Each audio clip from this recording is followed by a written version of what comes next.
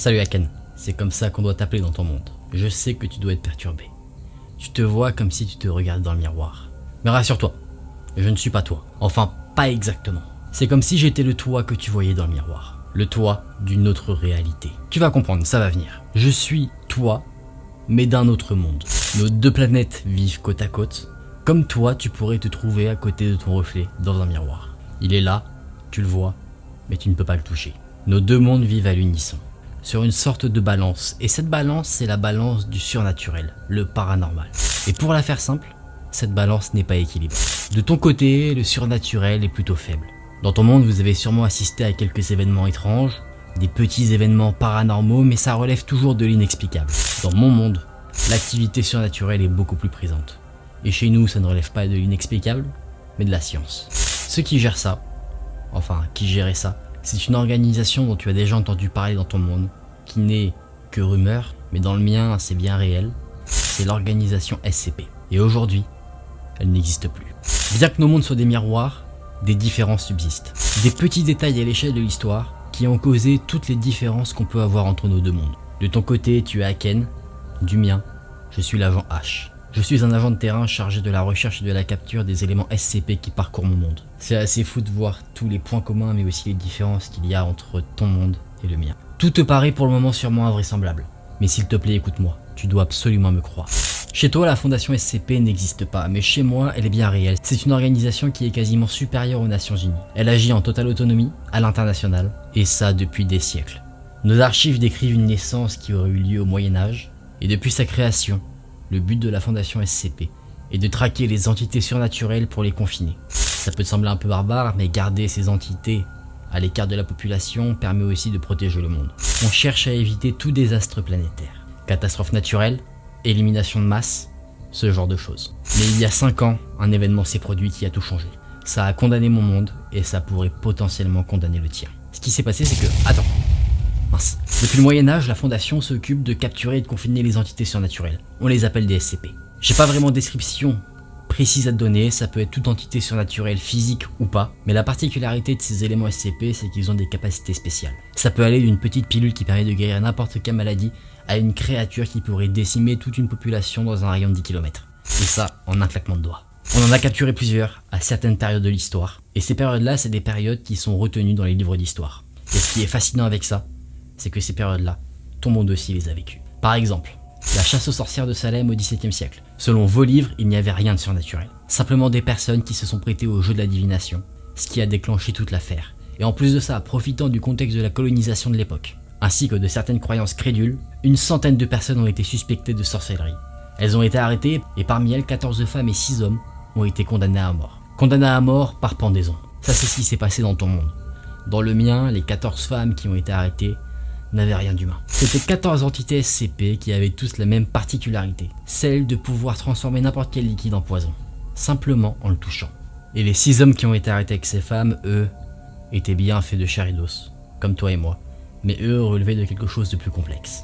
À un autre siècle, au 16e précisément, une épidémie étrange est apparue dans ton monde comme dans le mien. Des gens sans aucune raison se sont mis à danser, parfois même jusqu'à la mort. Ça s'est passé dans la rue de Strasbourg en France, et dans ton monde, la cause de cette épidémie est plutôt discutable. Vous lui avez donné un nom folklorique, sous le nom de peste dansante, mais chez nous, on lui a donné un nom beaucoup plus scientifique, le SCP-693. C'était une sorte de plante qui dégageait des phéromones hallucinogènes, et l'hallucination perçue par les gens qui respiraient ces phéromones ne les faisait pas en soi danser, mais ça les faisait voir un essaim d'abeilles qu'ils essayaient d'éviter. Et à force de vouloir éviter cet essaim qui n'existait pas mais qui se trouvait seulement dans leur esprit, ils mouraient de fatigue. Chacune de ces périodes, comme tu peux le voir, bien que similaires, dans un sens, ont forgé ton monde dans un sens et le mien dans un autre. Mais ce qui a fait prendre nos deux mondes sur deux chemins différents, le point de départ initial à tout ça, ça vient de bien plus tôt, là où se trouve même la création de la fondation SCP.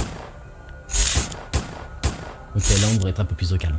La fondation SCP a vu le jour au Moyen-Âge, au 3e siècle précisément. Tu connais la légende du roi Arthur ? C'est globalement, chez nous, la légende qui raconte la création de la fondation. Dans la légende que tu connais, le Graal est un calice qui contient le sang de Jésus-Christ qui a été récupéré à sa mort au moment où il a descendu de la croix qui l'a tué. Ce calice devait offrir l'immortalité et l'abondance de ressources à celui qui le détenait. Le roi Arthur et ses chevaliers ont passé des années et ont mené bien des guerres pour le trouver en vain. C'est le fils de Lancelot Galahad qui a réussi à mettre la main dessus. Et votre légende depuis n'indique pas ce que ce calice est devenu. Mais dans mon monde, les chevaliers de la table ronde l'ont bien trouvé. Et ce qui est assez étrange par rapport à ta légende, c'est que ce calice n'était pas une sorte de verre. Ce qu'ils ont trouvé, c'est ça. On est loin du calice, n'est-ce pas?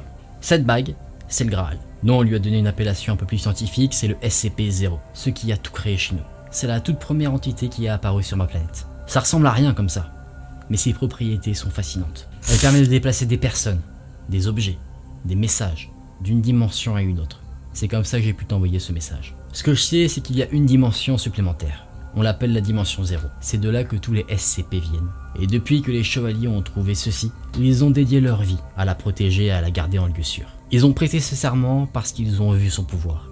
Ils l'ont utilisé après l'avoir trouvé, sans en savoir réellement les spécificités. Et c'est cet événement-là, l'événement 0, qui a tout déclenché. De par cette première utilisation, ils ont ramené bon nombre d'entités SCP dans mon monde. Et leur nombre se compte par milliers. La quête du Graal des chevaliers de la table ronde s'est transformée en quête de protection. Et c'est cette idéologie qui est devenue le fondement même de la fondation SCP. Secure, Contain, Protect. Sécuriser, contenir et protéger. Au fur et à mesure du temps, certains membres de la fondation, avides de pouvoir ou corrompus par le pouvoir de cette bague, se sont séparés de l'idéologie même de l'organisation. Ils ont créé une entité dissidente, une organisation qu'ils ont baptisée Oscurus, qui se caractérise en étant un peu la némésis de la fondation SCP. A l'inverse de la fondation, leur but n'est pas de protéger la population ou de contenir les entités. Eux, ce qu'ils recherchent, c'est les libérer, leur offrir le monde sur un plateau pour qu'ils nous dominent. Et leur idéologie ne s'arrête pas là. Ils ne veulent pas s'arrêter qu'à mon monde. Ils veulent offrir tous les mondes qu'on peut atteindre par l'intermédiaire du Graal aux entités. Imagine un peu les dégâts que ça pourrait faire. Faut qu'on bouge. Ok. Comme je te l'ai dit, aujourd'hui la fondation n'existe plus. Elle a été détruite. Il y a 5 ans, l'Oscurus a mené une opération spéciale à l'encontre de la fondation SCP. Ils ont réussi à s'infiltrer dans le bâtiment central. Ils ont dérobé le Graal et j'ai été envoyé pour aller le récupérer. Mais toute cette opération de vol n'était qu'une gigantesque diversion. Leur but réel n'était pas de voler la bague. Ce qu'ils voulaient, c'était libérer les entités qu'on avait réussi à contenir. Ils ont créé une fuite de gaz dans le bâtiment, ce qui a créé une brèche dans l'enceinte de sécurité, libérant bon nombre d'entités SCP qu'on avait mis des siècles à contenir. Les entités sont maintenant en fuite, libres dans mon monde, et ils ont causé une véritable apocalypse. Aujourd'hui, il n'y a aucun survivant de la fondation à part moi. En tout cas, en 5 ans, je n'ai réussi à retrouver personne. Je n'en suis pas sûr, mais je suis peut-être le seul encore en vie. Plus personne ne peut gérer cette situation, même pas moi. L'équipement à ma disposition est bien trop limité. Je ne peux pas tout seul recapturer les entités. Si je m'y risquais, ce serait comme si je courais vers ma propre mort. Malgré la destruction de la fondation, j'ai réussi à atteindre l'objectif qui m'avait été demandé. Récupérer le Graal. Depuis 5 ans, je le garde avec moi, et j'ai décidé de m'en servir pour prévenir ton monde. J'espère pouvoir le garder aussi longtemps que possible en ma possession pour que l'Oscurus ne puisse pas vous atteindre. Avec cet anneau, je t'ai fait parvenir un message. Celui-ci et 3 dossiers cryptés. Chaque dossier correspond à une entité SCP qu'on a contenue. Peut-être que si vous savez contre quoi vous devez vous battre, si jamais ces entités arrivent à atteindre notre monde, vous pourrez vous en sortir. Pas comme le mien, pas comme ce qui s'est passé ici. Je ne peux rien faire contre les SCP en liberté. Mais les membres de l'Oscurus, eux, ils sont bien humains. Ils sont bien faits de chair et d'os. Ils ont un cœur, et un cœur qui peut s'arrêter. Je m'efforce à en éliminer autant que possible, mais malheureusement, par rapport à moi, c'est une armée. C'est du 1 contre 100. Actuellement, je suis plus sûr de la survie que sur une guerre frontale avec eux. Je vais essayer de vous faire parvenir autant de documents que possible, petit à petit. Mais si jamais un jour tu ne reçois plus rien, c'est que je ne serai probablement plus en mesure de te transmettre ces informations. Bonne chance à toi, Haken. À toi et à tous ceux avec qui tu partageras ces informations. Bon courage.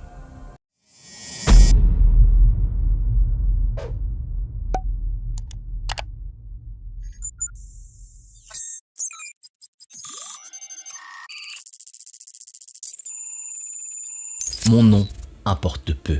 Il y a 5 ans, une organisation appelée Oscurus a causé une explosion dans un bâtiment carcéral SCP libérant des entités sur mon monde.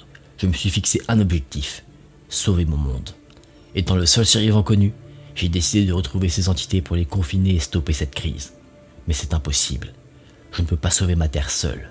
J'ai décidé de m'en prendre à ceux qui ont provoqué ce chaos, l'Oscurus. Et j'ai découvert qu'ils prévoyaient d'envoyer les entités dans un univers alternatif à l'aide du SCP-0, que j'ai toujours en ma possession. Je ne peux pas sauver mon monde, mais je peux sauver les autres. En envoyant plusieurs dossiers avec toutes les informations connues sur les SCP de ma terre, les autres pourront se préparer à un chaos à venir. À l'aide du SCP-0, j'ai envoyé un message à mon variant d'une dimension parallèle pour le prévenir. Ce message, c'est le message de l'autre monde.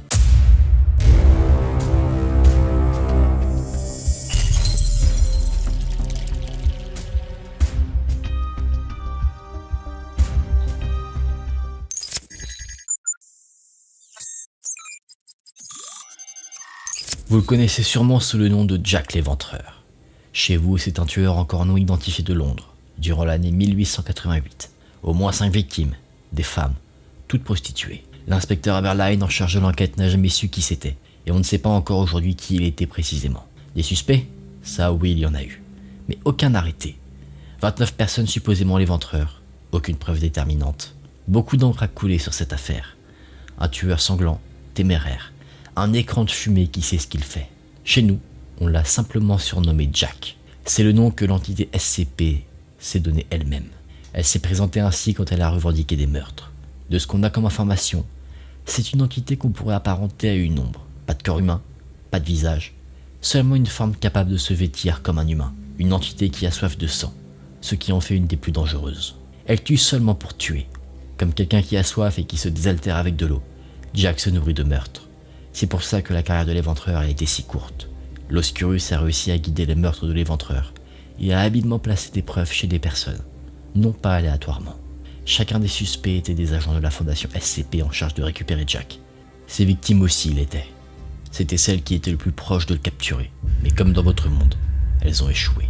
Jack s'est volatilisé ensuite pendant des années, se cachant dans l'ombre, voyageant de ville en ville, de pays en pays. Patiemment, il attendait que sa soif de mort remonte à la surface. La plupart des meurtres en série réalisés par des tueurs inconnus dans votre monde sont de son fait dans le mien.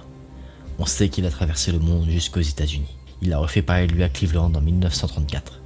Là-bas, il a commencé à s'en prendre à quiconque croisait son chemin. Hommes et femmes. Au moins 13 personnes ont été assassinées avec une extrême violence. Toutes amputées. Leur identification était impossible. La police a voulu mettre fin à sa série de meurtres par le feu, en brûlant tout un quartier. Mais à ce moment-là, Jack était déjà loin. Une personne aurait avoué les meurtres, mais Jack s'est arrangé pour que cette personne-là ne puisse jamais dire la vérité et dire qu'elle était innocente. Jack l'a tué dans sa cellule. Pas directement. Il a tout fait pour le rendre fou et le pousser à se donner la mort. Jack n'a pas quitté les États-Unis. Il a voyagé jusqu'à Texarkana, où il a repris sa série de meurtres. Pendant quelques mois de 1946, il a assassiné plusieurs personnes. C'était majoritairement des personnes jeunes. Les médias de votre monde l'ont appelé le tueur fantôme, ou le tueur au clair de lune. Il agissait de nuit et a tué 5 personnes. Il n'était pas peu fier d'avoir instauré un climat de peur, un climat d'angoisse, à tel point que les habitants avaient peur de sortir de chez eux. Vêtu d'une toile de jute sur le visage, il arpentait les rues, dans l'ombre, à la recherche de ses victimes. Il savait comment rendre les gens fous. Son vice, c'était de pousser ses victimes dans la folie, pour qu'elles se tuent devant ses yeux. Sauf que l'angoisse constante a commencé à l'ennuyer. Les gens ayant trop peur, restaient enfermés chez eux. La police était sur ses traces. Certains cherchaient même à se faire justice eux-mêmes. Donc Jack voyait sa liste de victimes se réduire. Nos agents commençaient également à se rapprocher de lui. Donc il a pris la fuite. Il a pris la fuite jusqu'en Californie, où il a refait parler de lui à la fin des années 60.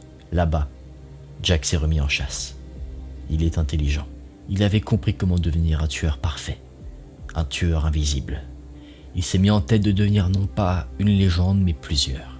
Jack l'Éventreur, le tueur au clair de lune, toutes ces expériences l'avaient inspiré, à tel point qu'il voulait créer de nouveaux mythes. Son absence ou sa faim était rassasiée lui a permis de travailler son plan. Pour devenir une légende, il doit la fabriquer lui-même. C'est ainsi qu'est née la nouvelle identité de Jack, le tueur du Zodiac. 37 victimes, un massacre. Principalement des jeunes couples qui voulaient passer un moment en amoureux, la nuit. Garé dans des coins isolés, dans l'obscurité, Jack voyait là des opportunités parfaites. Selon l'histoire, des personnes ont réussi à lui survivre et à dresser un portrait robot. Cela n'a jamais inquiété Jack. Le visage qu'il portait était celui d'une de ses victimes de Cleveland. Il aimait les souvenirs, que ce soit les intestins de ses victimes en tant que Jack l'Éventreur, ou encore les membres de ses victimes de Cleveland. On sait que Jack avait un repère. On n'a jamais réussi à déterminer où, mais on suppose qu'il l'aurait transformé en musée pour y conserver ses souvenirs. L'affaire du tueur du Zodiac est celle qui l'a le plus inquiété. Il n'avait pas prévu que les moyens de la police ainsi que ceux de la fondation SCP avaient évolué. Il était resté sur ses expériences en tant qu'éventreur. À Londres, en 1888, la science n'était pas aussi développée. On commençait à se rapprocher de lui. Plusieurs fois, nos agents ont réussi à trouver un de ses repères, mais ils le sentaient. On n'a jamais réussi à mettre la main sur lui. À chaque fois, il avait un coup d'avance sur nous. Jack a fui, de nouveau, à Atlanta, où il a décidé de mettre en place une nouvelle stratégie. Cette fois-ci, pas de légende. Simplement du meurtre ciblé. En 1979, là où le racisme était très prononcé, il a ciblé des individus selon leur couleur de peau. Pour lui, c'était une aubaine. La police allait cibler un individu raciste, peut-être un membre du Ku Klux Klan, mais jamais une ombre ou une entité qui erre depuis un siècle. Il a fait 28 victimes, puis a disparu. Il n'a jamais hésité dans ses actes. Hommes, femmes, même enfants. Il variait même son mode opératoire pour duper nos agents et effacer ses traces. Par exemple, il a enfoncé une culotte dans la bouche d'un enfant qui ne lui appartenait pas. C'était sa dernière victime, à Atlanta. On ne sait pas vraiment comment il arrivait à duper les enfants. On suppose que, étant des êtres humains assez naïfs, ils n'ont pas la force d'esprit de combattre une entité qui tenterait de les posséder. Pour berner la fondation SCP et être aussi invisible que possible, Jack a aussi opéré en Italie, de temps en temps, alors qu'il opérait déjà aux États-Unis. On sait qu'il a commencé à vouloir dissimuler ses traces en 1968, où il a assassiné 16 personnes. Des couples, à chaque fois en plein débat amoureux. Là-bas, il avait été appelé le monstre de Florence. On suppose qu'il était en recherche de quelque chose, qu'il faisait de la reconnaissance. Il ne s'est pas rendu en Italie pour rien. S'il souhaitait uniquement masquer ses traces, il aurait pu choisir un pays plus proche des États-Unis. Mais pourquoi l'Italie? On ne sait pas ce qu'il cherchait, mais ce qu'on sait, c'est qu'il l'a trouvé. Plus tard, Jack est retourné en Italie, dans la province d'Udine, plusieurs fois, entre 1971 et 1991. Là-bas, il a été appelé le monstre d'Udine. Il y a assassiné 4 femmes. Selon nous, des sacrifices. Il a gravé un S sur l'abdomen de ses victimes, un peu comme s'il avait voulu réaliser une césarienne. Pour la police, les 4 femmes assassinées n'avaient aucun lien. Mais nous avions des informations quelque peu différentes. Ces femmes étaient des agents de la fondation SCP.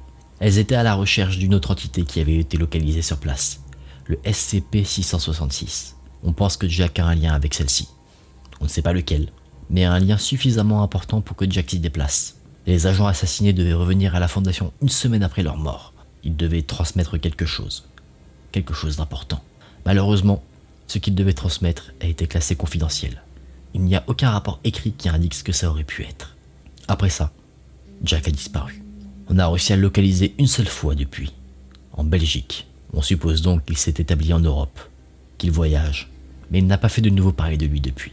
Son appétit, quoi qu'il arrive, reviendra.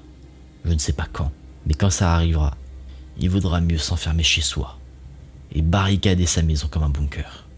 Rien n'arrêtera Jack. Je n'ai aucune donnée récente sur le SCP-666. Je pense que les 4 agents d'usine ont réussi à le capturer. Ils ont obtenu quelque chose, peut-être un outil, ou un moyen de canaliser Jack, de mettre fin à ce règne de terreur. Je n'ai pas encore eu le temps de me rendre sur place pour essayer de suivre leurs traces. Mais si jamais Jack vient dans votre monde, commencez par là. Si vous le rencontrez, ne vous laissez pas faire. Ne le laissez pas entrer dans votre tête. Il pourrait se servir de vous pour approcher vos amis, votre famille. Survivez. Mais en aucun cas vous ne devez l'affronter. Se mesurer à lui, c'est vous confronter à votre propre mort, sans moyen d'y échapper.